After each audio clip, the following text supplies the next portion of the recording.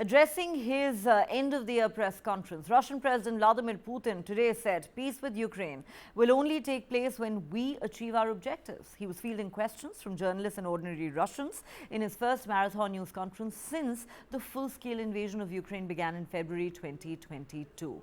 Much of the largely choreographed event focused on what he calls the special military operation in Ukraine. Putin insisted the situation was improving throughout the front line. The direct line program, televised for more than 4 hours by most major channels, began with Putin telling Russians the existence of our country without sovereignty is impossible. It will simply not exist. Putin said there will be peace in Ukraine when we achieve our objectives. Those objectives do not change, he said, listing denazification, demilitarization, and Ukraine's neutral status. These are themes that Putin has highlighted from the beginning of this war. At one point, he revealed that Russia currently has a total of 617,000 troops fighting in Ukraine. He also claimed that on top of the 300,000 people called up for service last year, another 486,000 have signed up voluntarily as contract soldiers. Putin gave no number of military losses but disclosed that children of people within his close circle have fought for so-called private military companies, and a number of people close to him have died in the last year and a half.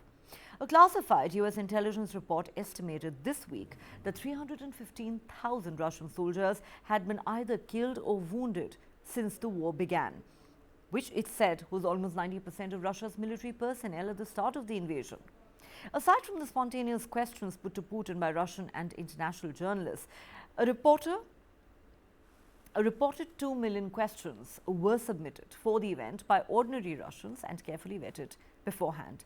Describing Ukraine's military success in a small area as a last-ditch attempt by Ukraine to break through to Crimea, Putin explained that Russian forces decided to withdraw several meters into wooded areas to save our lads, as he put it. He went on to suggest that Kyiv's main motive is to show the West that it needs more military funding.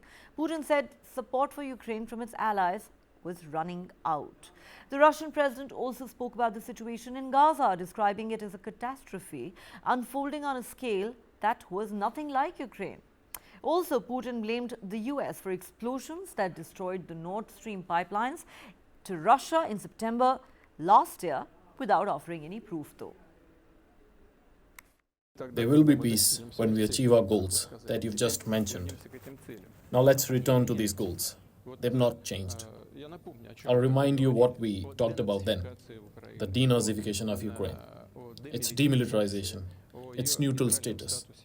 As for demilitarization, if they don't want to come to an agreement, then we are forced to take other measures, including military ones. Today, Ukraine produces practically nothing. They are trying to save something, but they produce almost nothing. Everything is bought in for free. But this freebie may end someday. And apparently, it is ending little by little.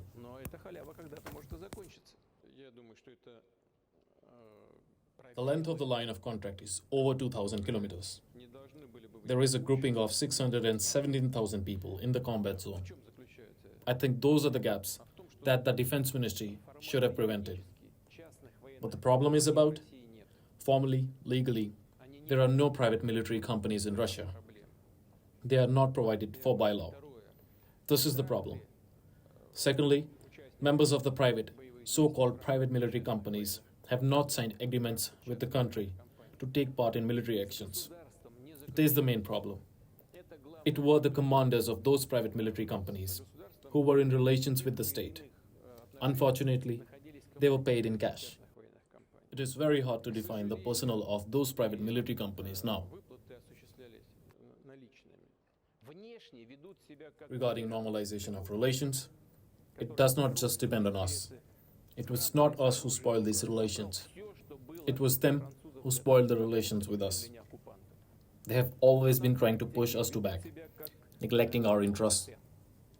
Under these conditions, when the US planned and organized, and Europe is standing silently and watching or even dance along, how can we build relations with them? We don't mind. It was not us who cut them off, but they are pretending that they don't know or remember anything. They just said a couple of times that they were just pretending when they signed Minsk agreements, and were not going to implement anything.